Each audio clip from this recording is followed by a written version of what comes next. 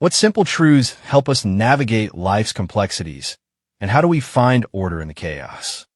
12 Rules for Life provides a firm set of guidelines to help achieve balance in our lives, because life is full of unknowns and can be chaotic.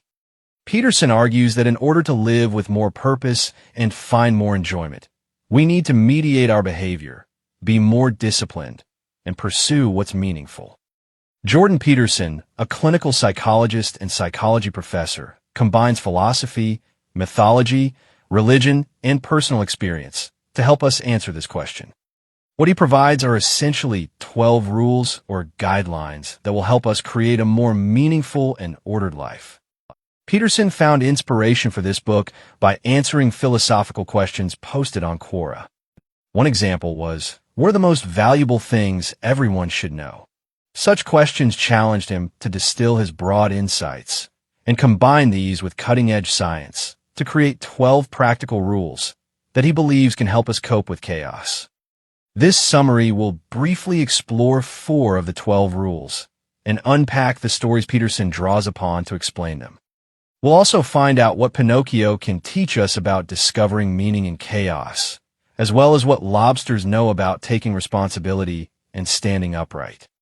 Finally, we'll learn to understand why we take better care of our pets than ourselves. Rules help us to navigate the space between order and chaos as we move between the known and unknown. We're provided with opportunities to find meaning and growth. In the story of Pinocchio, a puppet is granted a wish and asked to be transformed into a real boy. In so doing, he loses the strings that once controlled his life. He gains boyhood independence, but must navigate real life's unfamiliarities and learn painful lessons about honesty, family, and friendship. Pinocchio, like other fables such as Sleeping Beauty and The Lion King, focuses on a central task. This task is to find meaning, while moving between order and chaos, the known and unknown, the familiar and the uncharted, and security and adventure. To find balance, we have to straddle these fundamental dualities. We need to have one foot firmly grounded in order and security, while the other might be standing in a place of chaos, possibility, adventure, and growth. He says that to only be grounded in order creates an imbalance in our lives, as we can't just be stable, secure, and unchanging. There are still new and crucial things to learn. But neither can we tolerate being overwhelmed beyond our capacity to cope as we learn about life. When we feel secure, but able to engage with novelty, is when improvement and mastery happen. Pinocchio needed to evolve from puppet to boy and regain his balance, but without strings attached. Peterson says we read these stories, religious texts, and the works of philosophers such as Socrates and Aristotle because we deeply yearn for universal values and rules that give our lives meaning. He extrapolates 12 universal rules from his research to assist us in balancing order and chaos. Let's look at what we can learn from the heroic stance of a lobster. Stand up straight with your shoulders back. Life is tough, especially for lobsters. But it's essential to take it all on and metaphorically stand tall with our shoulders back. Lobsters have to fight hard for the places that provide safety. Here's where posture comes in. Winning lobsters are the ones that learn to appear prominent and intimidating, causing the more submissive ones to curl up and concede defeat. And losing poses an even bigger problem for the already tense lobster on the receiving end. Here's why. Scientists found that these competitive lobster conflicts lead to chemical changes in the crustaceans' brains. Compared to the losers, the triumphant lobsters had a higher hormone serotonin ratio in their brains. These levels, in turn, affect their postures. The more serotonin present, the more agile and upright lobsters appear. However, the lower the serotonin, the tenser and more curled up the lobster's posture is. This neurochemical feedback loop means that the losing lobster is at a disadvantage in future conflicts. As with lobsters, we measure ourselves against one another, and our perception of our social status affects us for better or worse. We're constantly comparing ourselves to others, primarily via social media. If we feel inadequate, Neurochemically, we're more prone to depression and anxiety. The more stressed and depressed we feel, the less serotonin our body produces, and the more subordinate we appear physically. In other words, we tense and curl up. And the more subordinate our behavior, the more others treat us accordingly. This makes us feel even more inadequate, and so the cycle continues. So maybe we can find inspiration in the victorious lobster with its 350 million years of practical wisdom. Stand up straight with our shoulders back. Peterson says, so attend carefully to your posture. Quit drooping and hunching around. Speak your mind. Put your desires forward as if you had a right to them, at least the same right as others. Walk tall and gaze forthrightly ahead. Dare to be dangerous. Encourage the serotonin to flow plentifully through the neural pathways, desperate for its calming influence. While standing upright might matter more than we think, we also need to take better care of ourselves. Treat yourself like someone you're responsible for helping we take better care of our pets than we do of ourselves. If our dog is sick, we're likely to follow the vet's prescriptions strictly. Yet, 1/3 of us ignore our own doctor's medical orders. Why is this? Perhaps it's because at the root of this is a sense of self-loathing and a belief that we're not worth helping. Where does this negative self-view stem from? Peterson dates it back to the biblical story of Adam and Eve. They listened to the evil serpent, ate the forbidden fruit, and were exiled from the Garden of Eden, leaving them naked and ashamed. It's a story that makes us conscious of our innate capacity for sin and how easily we can be corrupted. This can reinforce a sense of unworthiness, that we don't deserve good things. History also reveals man's capacity for evil, as evidenced by so many historical atrocities, which Peterson feels further exacerbates a loathing towards mankind itself. In contrast, our pets and children have an innocence to them, making them deserving of our help. But dualistic good versus bad thinking doesn't serve us well. In Eastern philosophy, human nature's duality is represented in the two sides of the yin-yang symbol. There's a light and a dark side, yet both contain a portion of the other within them. As with yin and yang, we all carry both light and dark inside us. Instead of striving for either one, we should seek balance. This is why the second rule is to care for ourselves with the same tenderness we would show a loved one, or in this case, our pets. Helping ourselves is actually our moral duty. We're important, with a vital mission to serve ourselves and others well. Another act of self-care is reflected in the argument as to why we shouldn't compare ourselves to others.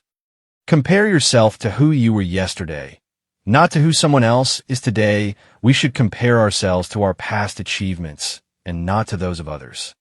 Comparison is the thief of joy and can turn a healthy dose of self-criticism into harsh self-judgment. When we believe that we're lacking or that our present reality is falling short somehow, we're motivated to change for the better. Being self-critical is necessary. It motivates us to keep improving.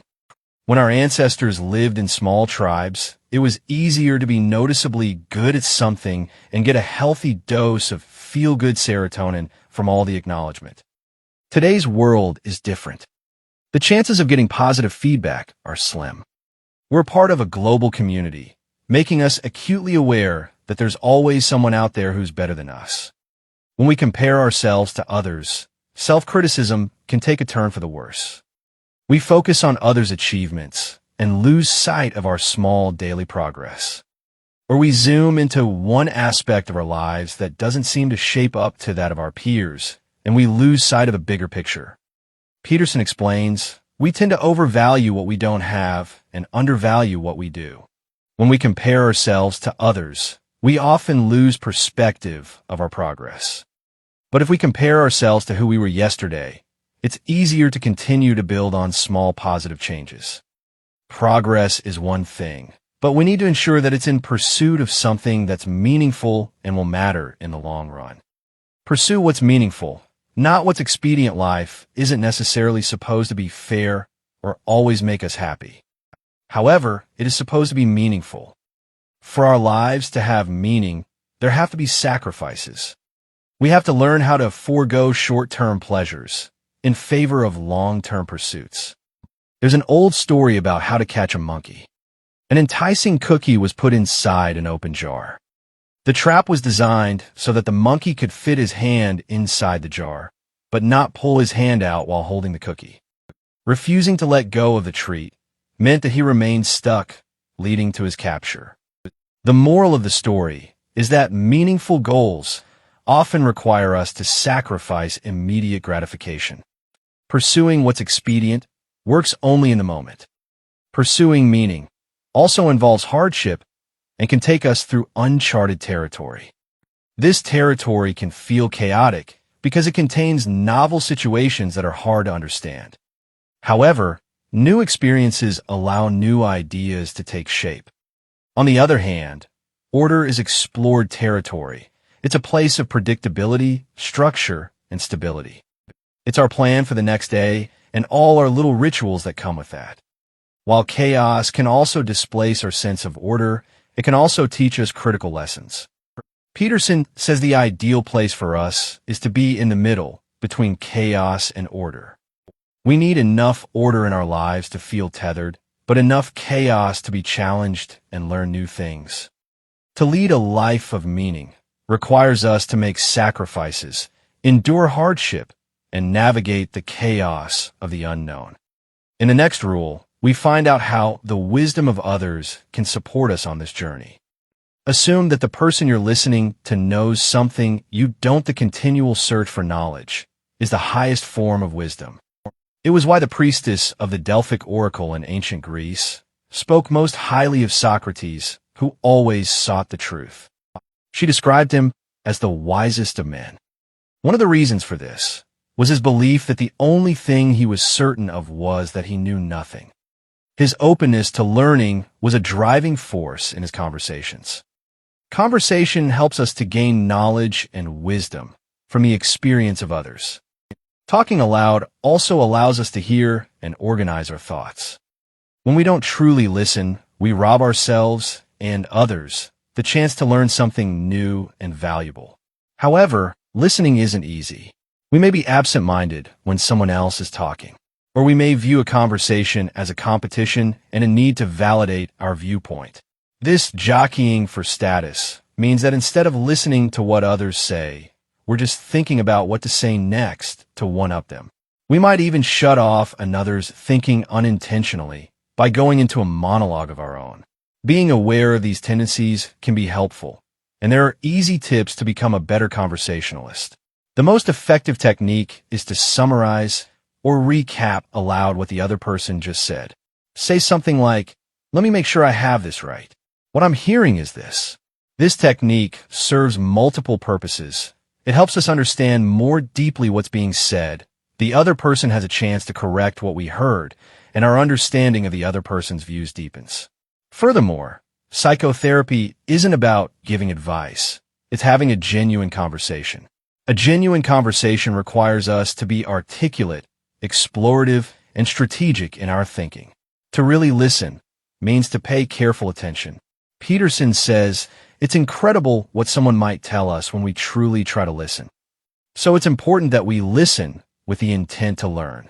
And amidst the gravitas of some of the more stoic advice, the next rule serves as a lighthearted reminder to stop and savor the good. Pet a cat when you encounter one on the street. Life's difficulties can sometimes feel abundant, but that doesn't mean we shouldn't stop to notice and take in all of the joy. It's important to pause, be present, and appreciate the good. We all know the comic book hero Superman. However, did you know that to begin with, he had infinite powers and could overcome any situation? Eventually, Superman's ability to overcome all odds became boring for readers because there was nothing for him to struggle against. As a result, he wasn't admirable, he couldn't learn, and he didn't grow. Furthermore, the stories became predictable. In order to make the stories more interesting, the writers had to make him susceptible to kryptonite. Difficulties often make our own stories more meaningful and can help us become more sensitive to the beauty surrounding us. Peterson shares a personal story of how his daughter coped with severe arthritis from the age of 6.